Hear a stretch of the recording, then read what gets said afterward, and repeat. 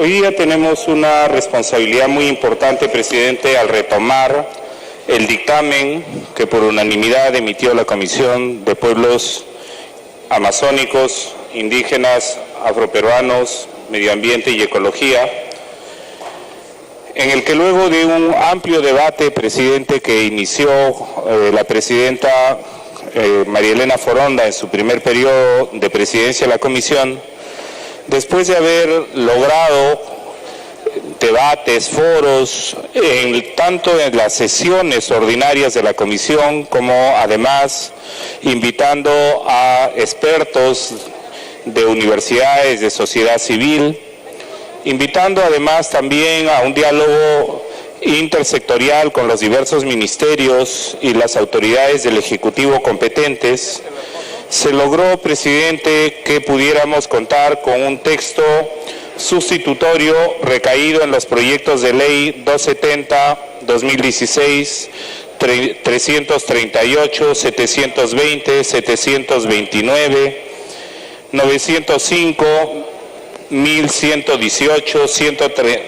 1314, 1547, 1578 y 1985. Saludamos, presidente, de que los congresistas de las más diversas bancadas hayan podido abocarse a trabajar tanto en sus despachos como entiendo en sus regiones a poder legislar para poder finalmente contar con una ley marco sobre cambio climático. Las dificultades no fueron difíciles de resolver, presidente, sobre todo cuando comenzamos a asumir plena conciencia de que siendo el Perú un país mega biodiverso, por el cual 27 de las 32 climas que hay en el mundo se hallan en nuestro país, después de haber tomado conciencia de que la información del Centro Tyndall, que es uno de los principales centros de investigación mundial sobre los efectos y los impactos del cambio climático a nivel mundial, ubicaban a Bangladesh, a Honduras y al Perú como el tercer país de mayor vulnerabilidad frente a los efectos del cambio climático. Sabiendo que teniendo un joven Ministerio del Ambiente que aún le falta mucho por fortalecer sus capacidades y tener más recursos tanto técnicos, profesionales como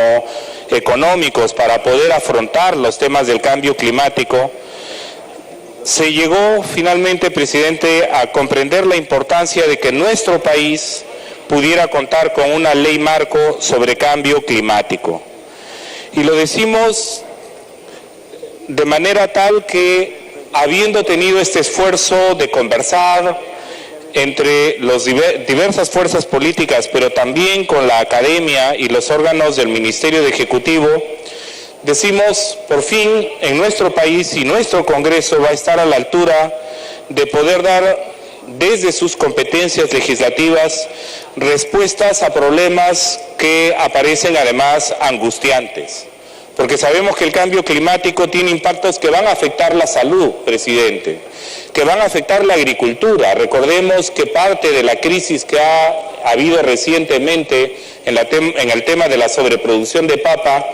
los propios voceros del Ministerio de Agricultura señalaban de que justamente por las variaciones climáticas es que hubo finalmente una sobreproducción porque no se pudo programar adecuadamente la producción y la siembra en las diversas regiones de manera más ordenada.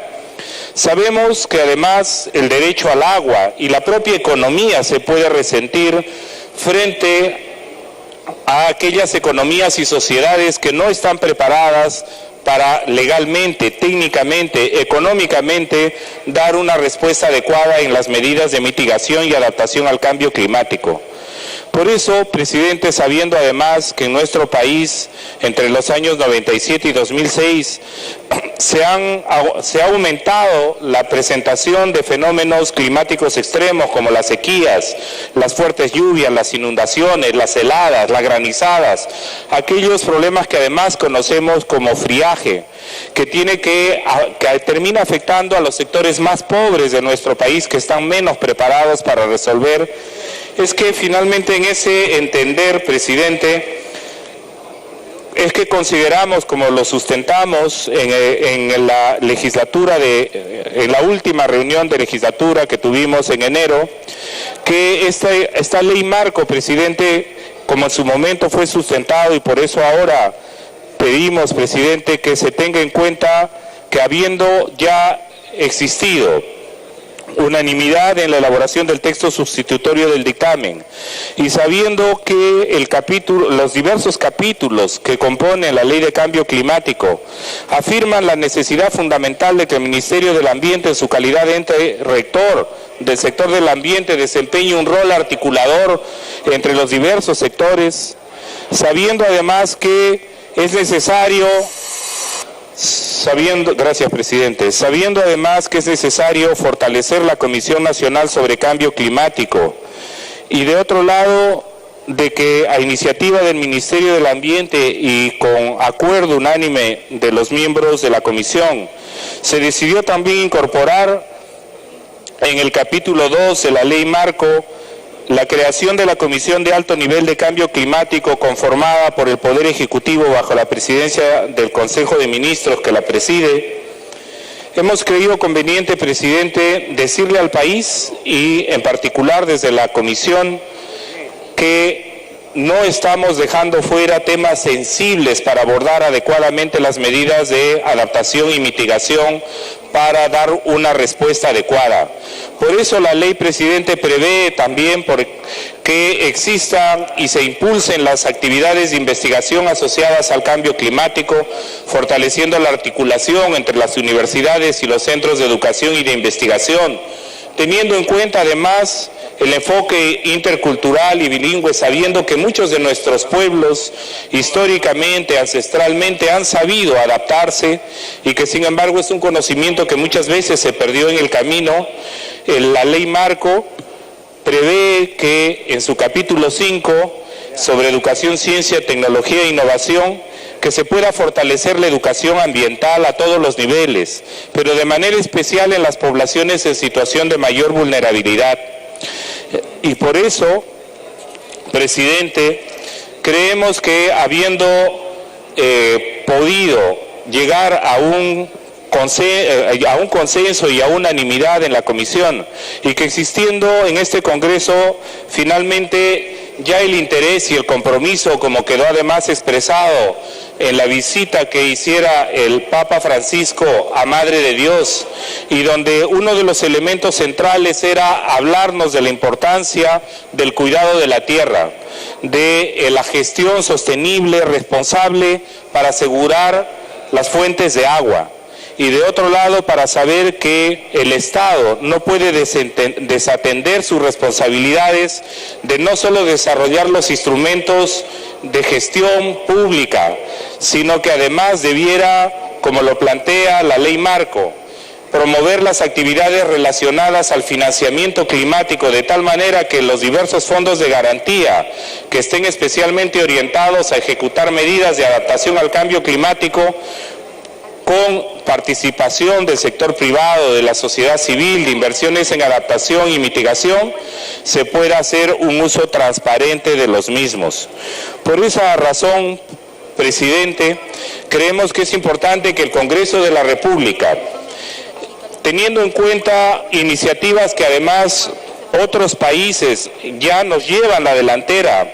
y han formulado leyes sobre cambio climático, el Perú sea uno de los pioneros en América del Sur en contar con una ley marco de cambio climático que por lo demás también cuenta con el respaldo del Ministerio del Ambiente.